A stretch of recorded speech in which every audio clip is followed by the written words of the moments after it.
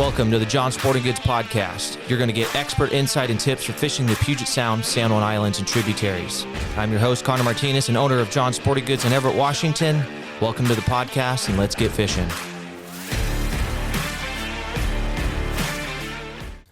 What is happening, folks? This is Connor Martinez down at John Sporting Goods in Everett, Washington. Welcome back to the John Sporting Goods Podcast. I got two of my buddies, got Ben Rosenbach and Joey Pyburn of the Outdoor Line, a couple of the greatest fishermen that I know. I try to bring in great dudes here that are going to tell you their game plan for our opener on our winter Blackmouth season. We got that coming up, and on the app, it is saying that the opener is the 1st through the 4th of April, so we're going to go off of those dates. Now, before you go, you should always check and double check that it is those dates, but we are going to do this podcast according to those dates. So welcome, guys. Thanks for coming in. And I always start with the rules for Blackmouth. So we're down in Area 10, which is it's just south of the Edmonds Marina all the way down to Seattle.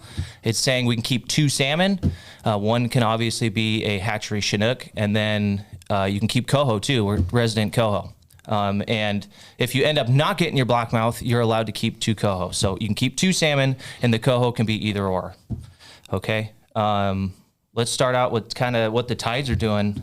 We got a lot of movement, it looks like, as far as the first goes. So, your high tide's in the morning at 5:13. So none of us are going to be there for that, so that means we're going to be fishing the outgoing tide instead of 11-foot tide in the morning down to a 1 foot. So we have 10 foot of exchange. According to those tides, what are we thinking, boys? Where are we planning on starting? I'm going to start on the south end of the bar, just because we are at the beginning of that tide. That water, right about daylight, it's just going to be turned around and starting to go the other direction. It's going to be perfect. With those big exchanges, although it will be the smaller exchange at night. Most of that bait and those fish, in my mind, are going to still be pushed around that south end until that water gets pushing. For sure. Definitely out of the marina, dark 30 and squirting across. I'm running out of Edmonds this year, so it'll be a quick ride, nice. Thankfully. But I fully expect it just like last year. Yeah. You know, there's an abundance of hatchery Chinook out there. Winter Blackmouth, I mean, the whole reason they're there, right, originally was because these are actually Chinook that kind of just had a later run timing and didn't get out of the river soon enough. Back in the 60s when they started this all together, they started noticing that we have Chinook year round in Puget Sound, and that's what's happening is they weren't getting out of the river quick enough. These fish know this area very well, right? They spend their entire lives here. Now, granted, we have migrating springers that are going to be in well abundance too, but for these winter Blackmouth, they know this area very well, and I just feel like with the way that tide's setting up, I just think they hang around that corner a little bit longer before they get washed over the bar or around it. Yeah, and a lot of bait hangs out there too. Yep. I know last year. Find the bait, and you're going to find the fish. Yep. Yeah. If you're not on bait, move. Start power trolling around and try to find, where that bait is congregated, and then you stay on top of it. The one thing about fishing in the Sound is, you may be on bait and fish. They may not be on the bite, but as long as you stay on top of them at some point in that tide set, they're gonna switch on. Yeah. And there's a bunch of bait that gets congregated on the bar, especially we're fishing that. The incoming is going to pull everything to the south end of Jeff Head, and then right as that tide switches, most of us are going to be getting there right when the water's really starting to push out, and should pull them up on top of the bar a little bit. So I know last year we were starting in 120 feet of water, 150 feet of water, and probably an hour into it, we found a bunch of bait up on top of the bar, like I'm talking 80 feet of water. Sure. So you don't have to be afraid. And typically that time of year, what size bait are we looking at? It's usually reddish label, if I'm not mistaken. Yeah, I mean, it can already be, reds and greens by this time of the year, but there could also be orange, as small as orange out there. Yeah. You could have a pretty good mix of bait right now in the Sound. Yeah, for sure. Another spot to look at, I would think, would be probably Kingston. That's where we'll start. Yeah. Yeah. The Kingston bar is always a good spot. I mean, I think we typically fish that on the incoming, but we are kind of fishing the very beginning of it if we get there early enough. So yeah, and there's going to be plenty of guys down on Jeff. So I like to kind of, if I know Ben's going to be down there or you're going to be down there, Totally. Then I'm going to probably pick a different spot, and then we can all trade information. If you guys are whaling on them down there, I'm going to expect a phone call, and then we'll power up the twin 450s and we'll head your way. Yeah. Just as soon as we kill the last one. Exactly. Yeah, and then trust me, I'll have somebody else down there who's watching you, Ben, and they will also be feeding me information. Yeah. And as that tide progresses, as far as going out, what I've noticed, especially if you go up to the other side of Jeff Head, so the north end of it or the west end, whatever you want to call it, that bait gets pulled out in that deeper water, and there's kind of like a 200-foot little bowl out there. And I've been out there with John lots of times when we're whaling on fish, and we're fishing suspended. We're not fishing the bottom. We're fishing 100 to 150 on the cable and 250 feet of water, and they're just following the bait out there. So okay, cool. That sounds like. What about the other side? Any oil docks or Richmond Beach? I don't have a lot of confidence over there, so I usually am not over there, but sometimes, that could be a really good fishery too. I spent the afternoon of opening day, I guess it would be, there last year, and we caught fish. Yeah. Again, like I said, I'm with you. It's not going to be my first pick. If you want to, there's fish there. If you want to get away from the boats, get away from the masses, I would feel confident going there and catching fish. I did it just kind of exploratory, right? Me and I think I had 3 or 4 guys on the boat, and we had a great afternoon over there. Honestly, we didn't catch as many fish, but it seemed like they were bigger. Yeah, I hear that a lot. They quality were of fish. A little bit better quality fish, which may mean, hey, we're running into actual migrators, instead of our local blackmouth. Oh. But all that should fish really good. Yeah. All the way down. Shield Shoal should be good. Absolutely. Meadow Point, West Beach. There's just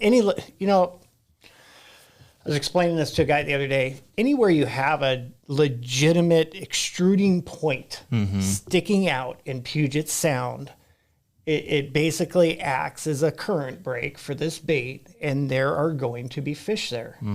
Sure, you have your bigger ones like Jeff Head, a giant underwater structure, Possession, stuff like that are going to have these masses, but that's how we find our little honey holes. Yeah. Right? All these little sneaker spots that everybody always thinks that we have hidden somewhere. They're really not hidden. No. Get your navionics out. Get on your navionics and look at and think about Puget Sound as a giant river, right? It's no different. You're looking for those breaks, something that's going to break that current. Bait's going to get pushed around and it's going to tuck in a spot where it doesn't have to work that hard, against the current. And then the fish will find those spots. The fish know those spots. They, like Ben said, these fish live in Puget Sound. They know exactly where their food source is.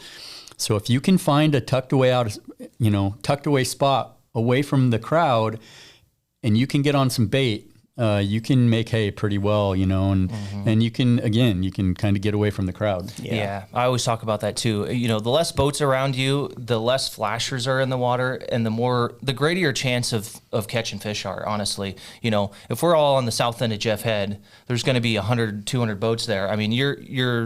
You're competing with 400 flashers. So if you can find those spots, there could be less fish there, but your opportunity is almost greater because you have less competition. But we're talking about a 4-day opener. Yeah, so it's hard to haven't seen anything in Puget Sound. If we had a full season, that becomes even more important to try to get away, find tucked away spots. Absolutely. These fish haven't seen anything. These are actively feeding fish. That's their job right now, is to put on pounds, and they're eating machines. So they're pretty aggressive. If you can find fish on bait, you're going to catch fish as long as you stay on top of them. Yeah, that's the trick for sure. Okay, let's talk about tactics. Generally, winter blackmouth, we're fishing on the bottom. I would probably agree with both of you. We're going to do that. I have the last couple of years, honestly, been pulling one up off the bottom. If we're running 2 downriggers, we have one guy that's hammering the bottom constantly. And then, if we're in that, say, 120, 150 foot water, I have one downrigger at 100 feet. Especially if we're talking about springers, because they're kind of notorious for coming up off the bottom a little bit. So don't be afraid to have one up and suspended. Yeah, no, we'll be running 3. We'll have I usually stick relatively close to the bottom. Nelly will kind of float a little bit. If my side of the boat starts catching fish, he's going to try to get down close to that zone where I'm catching fish. And then we'll have something out the back that's in that 50 to 70 foot range, which is, these migratory springs that are coming in, these early fish, they're going to be in that mid water column. And, if you are not paying attention to that zone, you're missing out on what could probably be some of the larger fish out there right now. I would say we're all aiming for a springer as far as quality wise. You're going to have a better quality fish. And as far as table fare, springers are definitely going to eat a little better too. Now, when you're fishing a suspended bait, are you typically running the same thing, like spinning a herring or something, or is it going to be something different, like a flasher and a spoon?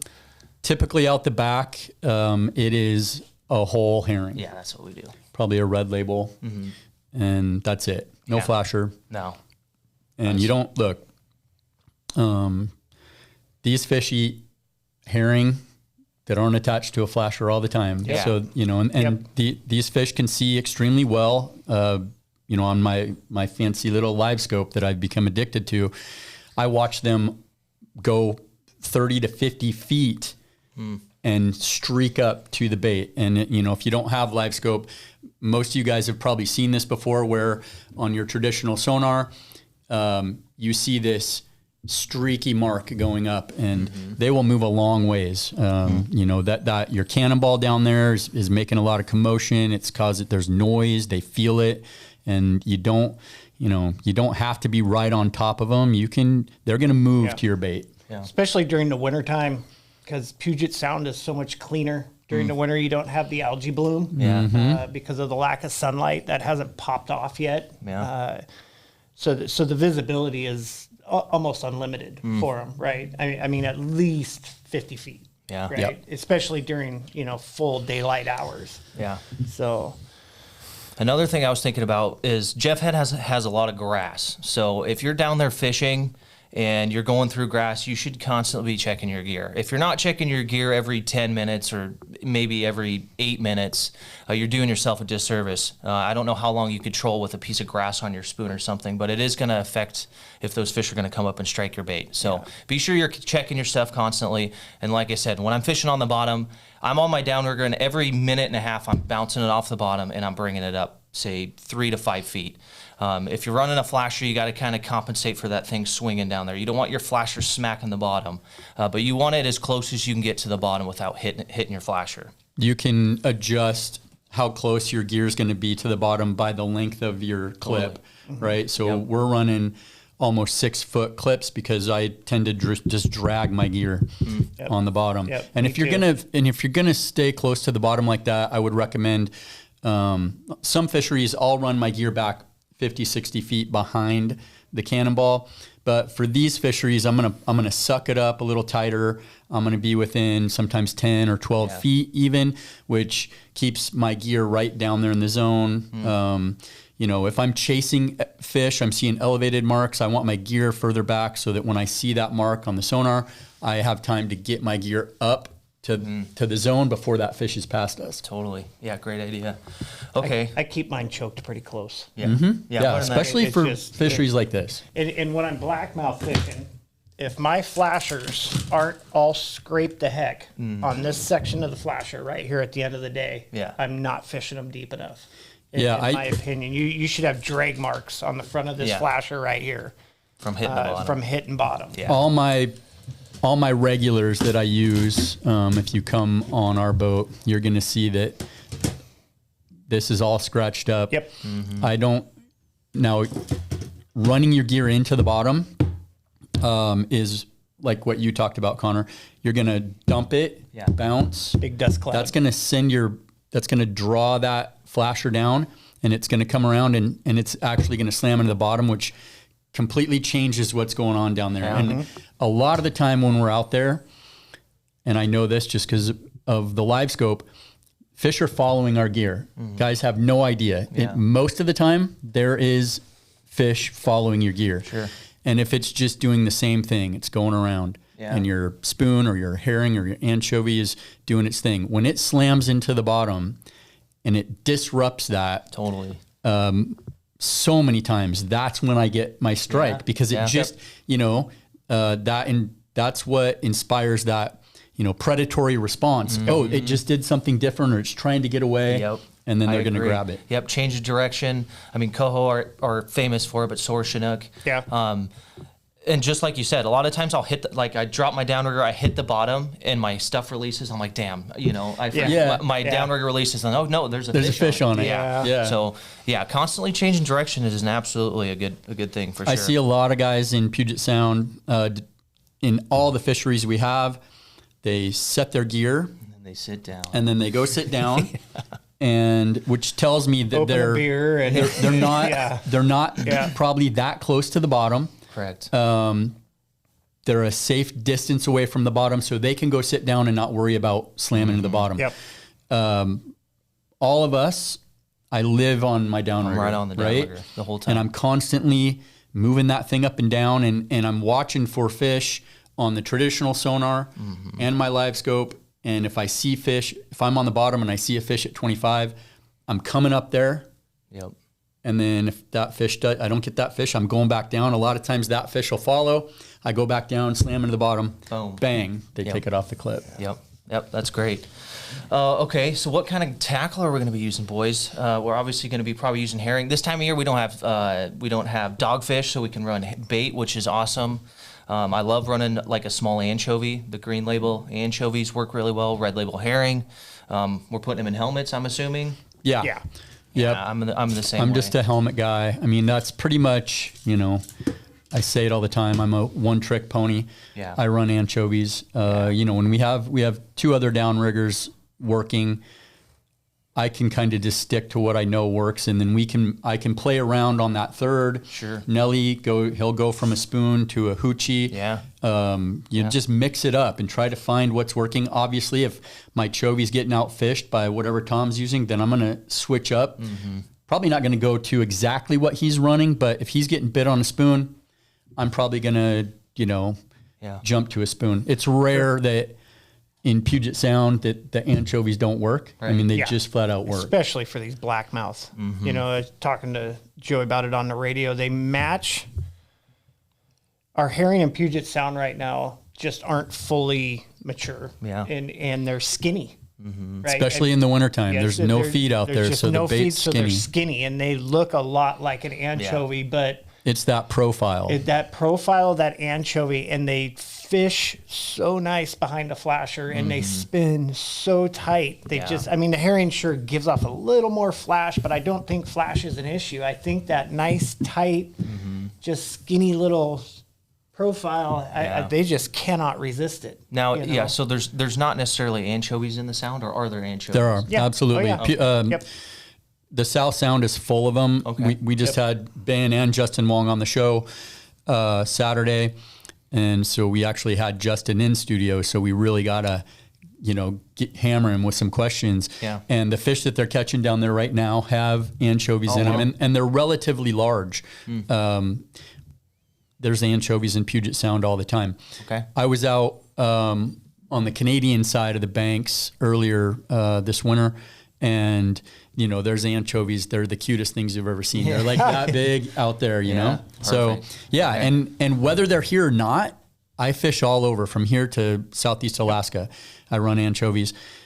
They just work. It's just a profile. I feel like those anchovies it is just as much as an aggression strike as it is a food strike, because they just do create such a nice, aggressive, tight little drive you nuts profile. But I mean, it's almost like a spoon. Yeah. It almost has that look to it. Yeah. When it's in the water and you got that last hook kind of flipping around back there. And, I think it's just as much an attractant visually as it is.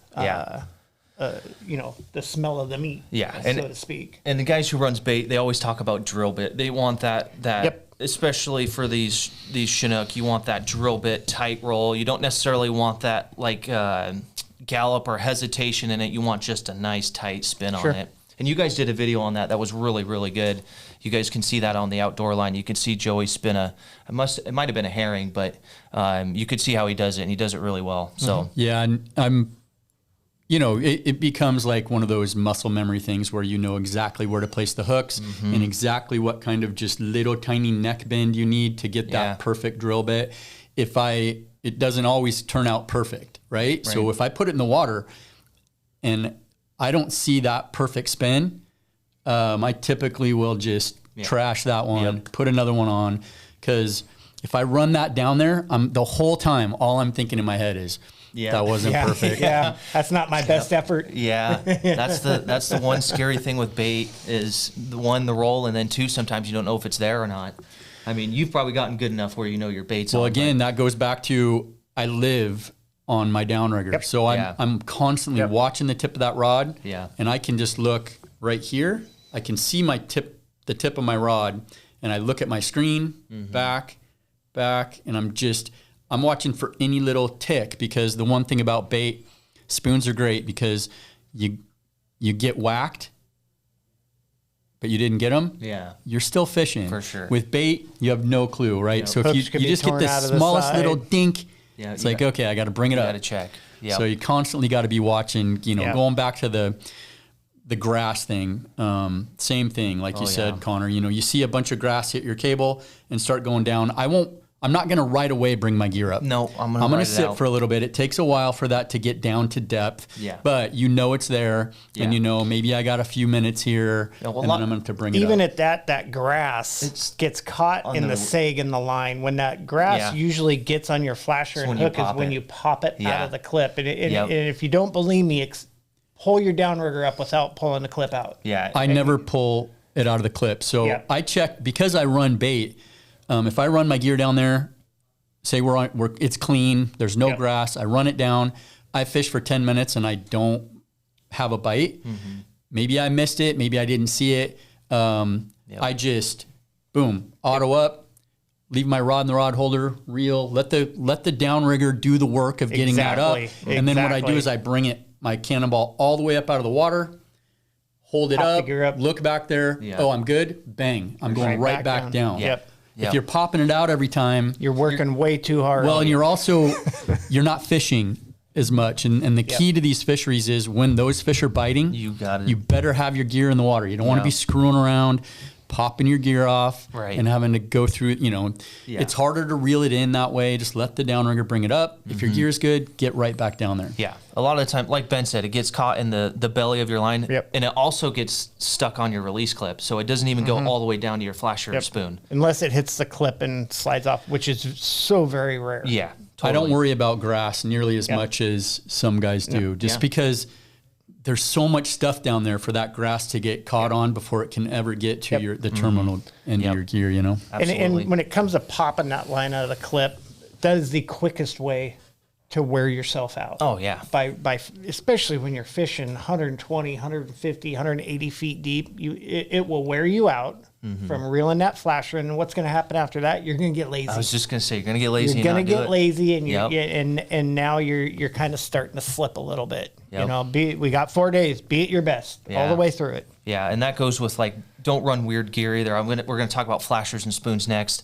A lot of people put weird gear on when they're not catching fish, and just like Joey's saying, sometimes those fish just aren't actively feeding at that time. You have to have your best. John always says this: have your best gear in the water at all times. That's why, I have a whole flasher bag full of stuff, but I'm using 2 or 3 spoons. I'm using anchovies, and then I'm using a plug. Like, my tackle selection is very small. I know this stuff works. I could be in bait and fish that aren't biting. I still know this stuff's going to work no matter what. And when those fish start feeding, you need to have your best gear in the water at all times. It's hard. I know it's hard. When I was younger, I would just start running through gear, right? And now I just know the gear that I have down there, I fish it everywhere. It works. And I want to keep it in the zone. And at some point in that tide, the fish will bite. And if you're screwing around with a bunch of weird stuff, doesn't mean sometimes that doesn't work. You may run something down there that just, you get lucky, and then you think you have something figured out. Of the time, though.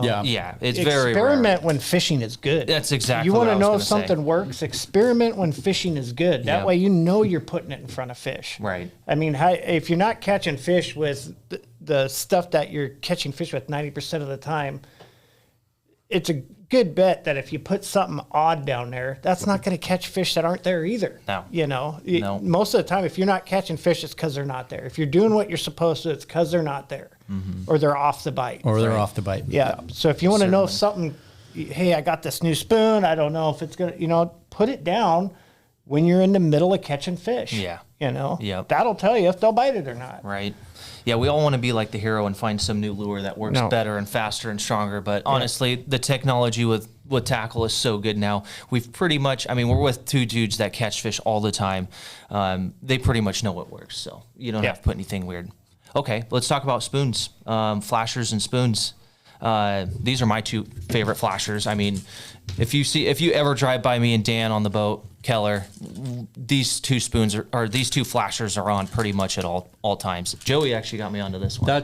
That was my, I think I fished the same flasher for like 2 years. Yeah. I have since moved on just because I get, not that it doesn't work, just you get bored and something new comes out on the market. Yeah. West Coast is great, man. Yeah, I like these. I always have, something similar to this in the spread. That white glow blade, there's something about this board here that... If I'm not getting bit, I always go back to my tried and true. That thing is just always works everywhere I go. Yeah, this is the Green Hornet. They made a new one called the Murder Hornet, which comes with the orange stripe, so you don't have to tape it anymore. But yeah, you go on John's boat, every day of the year that guy fishes, no matter Chinook or coho, this thing's on, no matter what. It works every time. That last one's called what? Orange Crush or something this like one, that? Yeah. That was a really good one for me last year too, along with the West Coast, we call it the glow board. Yeah. Right? Yeah. But yeah, I wore out their green one too. If you look at the one, I fished it all last year and it is torn up. I think they call it the Green Hornet, to be honest with you. Yeah. Yeah. Yeah, they came out with really good flashers. Yep. Spoon-wise, I don't know necessarily the color. Everyone has their favorite color. I work at a tackle shop, dude. Everyone comes in and says this is the best colored spoon there is. And you'd be amazed how many hundreds of people tell me that. So your color is more confidence for yourself, I would say. But this is the color that works good for me. There's a few of them. This is my favorite one. This is the Killy McGee. It's kind of a green nickel, half green, half nickel, and it has a nickel belly. It does not have a glow belly, which is unique because the cookies and cream is a really, really popular one. My Uncle John runs that one pretty much religiously in the 3.0 size. I would say those are definitely two that, especially on the opener, those two are going down first if we're running two flashers and spoons. Down in Area 10, we run a lot of hoochies too for Chinook. Not necessarily just designated to there, but this color here has been a really, really great one for us down there. When we were coho fishing last year, we got into patches up on the bar, and we couldn't figure out what was all over the screen. And it was huge patches, and it wasn't herring, it wasn't sand lance. We were, it's coho fishing, so we're doing our coho thing. And I finally, actually what I did is I ran a little 4-inch plug down off the back one day, and we ended up hooking squid. Oh, really? That were scattered all throughout the water column out there. It was the weirdest thing, but they were there for weeks on end. How big were they? About that big. Okay. Yeah. They weren't real big, but just in all my years of fishing Puget Sound, 40 some plus years, I'd never seen squid scattered like that during the daytime. But then we started cutting our coho open, and they were loaded with them. Squid. Loaded with them. And it very cool. Just as much as I fished, Jeff Head and Area 10, I just never figured that to be squid, right? Especially where we were, during the daylight. And, totally. Scattered throughout the water column like that. It was really freaking cool, and I didn't know they were that abundant there. Yeah, well, they're pretty much here year round, right? Yeah. And one thing that makes Puget Sound pretty unique is how many different types of bait there is down there for those fish. You got coon stripe shrimp, Pacific pinks, pink squid, sand lance, herring, anchovies. shiner perch. Pogies, yeah. Pogies. Pogies. That's what You Jess find a was lot saying of about those fish the other day that had pogies in their belly. Yeah, Interesting. Catch a lot of Chinook with the same thing that we go out and catch our lingcod on. Those little shiner cod perch. that were in those Chinook last summer. True cod or True cod, Pacific cod or whatever they were. They were like this freaking big. And there were a lot of them. There were a lot of them. Chinook are opportunist feeders. Yeah. They will eat whatever there is down there. Yeah. Last year during lingcod season, I heard of multiple fish caught on shiner perch. Also, Chinook caught on sand dabs. Sand dab, yeah. Flounders. I mean, they will eat whatever they can get That's wild. down their throat, right? Interesting. How cool. Okay. I didn't say the name of this. This is OG 236R. It's the chartreuse, orange stripe, green spatter. It's a great one. More letters the white, than numbers. I know, right? I have to say it because someone's going to ask us if we don't say it. Another great one is the OAL 12R. It's just the white hoochie.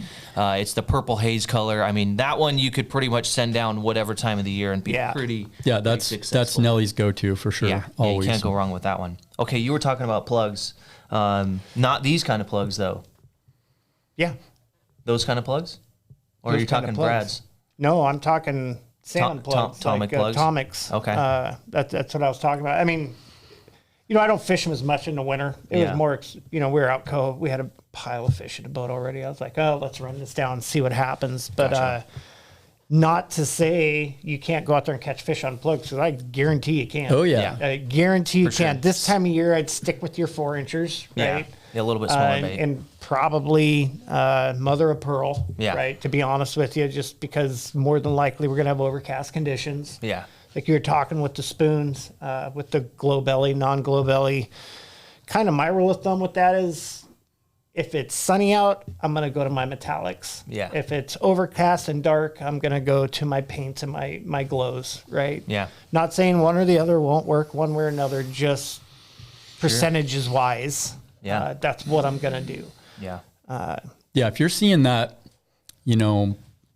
bait on the bottom all the way up 50, sometimes 80 feet, and there's fish above that bait, plugs are really effective. Yeah. And you just crank up the speed and power troll around and keep your plugs right on top of that bait, and you will catch fish. When you're fishing plugs, are you running all plugs, or are we doing it with flashers and spoons too?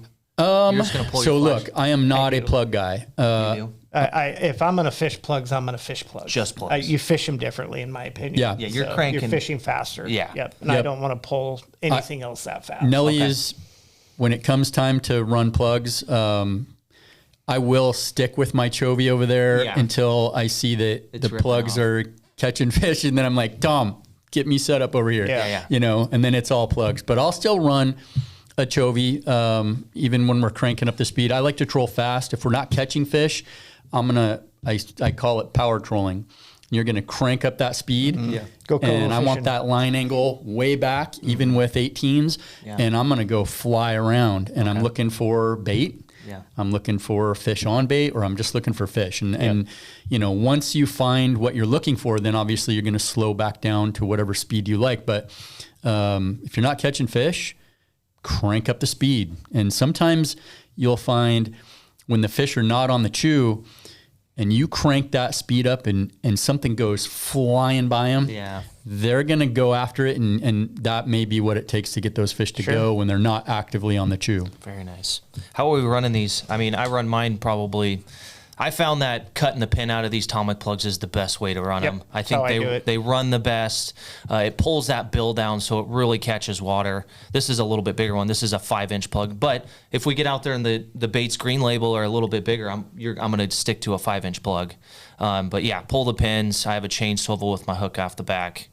I don't do the chain swivels. You're just running it straight. I run just a right barrel underneath. swivel. Yep, barrel swivel, because that hook does not do that. That hook does It's that. going to be sitting down. Yep, it does that. So I just don't run the bead chain. Yeah. But yeah, you're right. Pulling those pins, in my opinion, is the best way.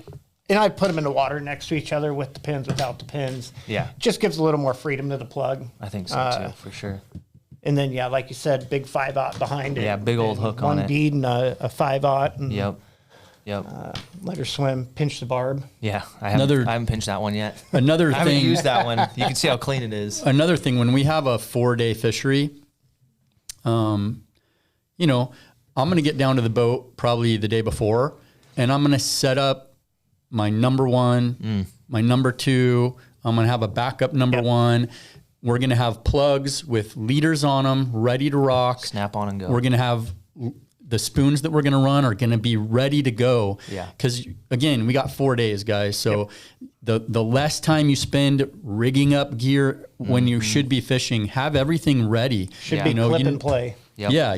Make sure you're running whatever your number one is, what you catch fish on, have 2 of them set up. Yep. You catch a fish, you net it, it's thrashing around, breaks the back hook off. Now you got to go in, put another anchovy on a leader. Yeah. So just make sure everything is set and ready, and spend as much time fishing as you can and Have not a bunch rigging of hooks gear. ready, right? To Yeah. swap I mean, hooks out. Yep. Change your hooks out. I'm very lucky. I have this guy named Tom Nelson. Yeah. And he ties all the gear. And he, you know, Nelly loves just, hey, if he's not fishing, he loves talking about fishing. And if he's not fishing or talking about fishing, he loves prepping for fishing. So we have enough leaders on the boat to make it through our whole season. Yeah. And it's just smart to you should never be tying gear on the boat. Well, and you're talking, you know, your bite windows could be 30 minutes to an hour. Dude, and if you're spending 10 or 20 of those minutes tying your gear, dude, you just limited yourself you got a so much. leader Oh, or something. Yeah. Yeah. And your hands are cold. It's hard to tie. Which goes along to your fishing rods too, honestly. In case somebody bird nests a reel, breaks a tip, whatever. Yeah. It should be throw it in a rack, grab another one, clip it on and go. Yeah. You know? Yeah. We always have 2 backup rods for sure. I always tell people, if you see me tying knots and messing with fishing line on my boat, It's been a bad day. something bad has happened, right? There's Something's something in the went prop. horribly wrong. I threw a temper tantrum, you know, something happened. You know, our setup is we run braid, and then we run a 50-foot top shot Same. of 50-pound test. Mono.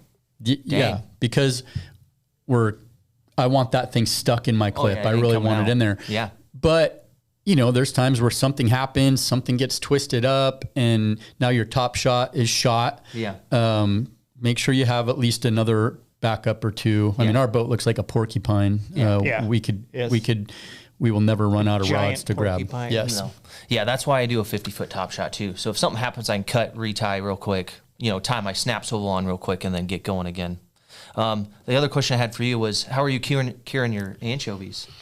So a lot of guys, like, you got to think about the profile and the size of your bait. So I'll be running 5 1/4 inch anchovies, and this year they're a little on the smaller side. Nice, you know, I like that. Depending on what they catch, you know, you could have full size 5 1/4s, which is, you know, how long they are. But when those fish get to that full 5 1/4, they tend to round out a little bit more. When they're just a little bit less than 5 1/4, you get that thinner profile. You don't need to brine that bait overnight. Really? Okay. No, I rarely do I ever brine bait overnight. Okay. I get down to the boat early. Yeah. The bait has been taken out of my freezer the night before, puncture the bags, put it in my fridge. In the morning, they're still pretty much kind of frozen. Yeah. Yeah. Then they go right down. I use a half of a brine and bite Yeah. The Pro Cure. white yellow label. Yep. Half of that, about the same equal amount salt. Rock salt. Okay. Not rock salt, just coarse salt. Oh. Really? Yeah, it Dissolves mixes quicker. Yeah. The rock Then salt rock doesn't. salt. With rock salt, what you end up with is it's going to take a lot longer for that salt to, you know, mix into the brine, and then the bait's going to fall to the bottom, And it's sitting on and they're sitting on it, and you'll sometimes they'll Wrinkle. get wrinkle. Yeah, I've noticed that. I've noticed that that. don't bother me. They plump right back up when you put them in water. them in Yeah, water. I Yeah. like them pristine and perfect. I want them to look Yeah. perfect, but I want that skin toughened up, Yeah. and I want them to be rigid so that when I put them in the helmet, You can they shape 'em. hold their form. Gotcha. Yep. You know, I run, you know, say we blast right through 2 dozen anchovies, and I got to pull another package out of the freezer in the boat. Hey, I'm going to run them straight. I'm going to throw them in the brine, but I'm going to run them Yeah. just natural. Gotcha. And it doesn't mean they don't work that way, but your hook, where you set your hook, you're going to start to wear a bigger hole there as it's whipping around.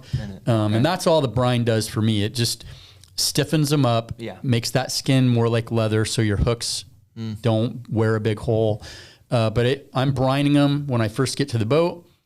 Then we're running down to Kingston, Jeff Head.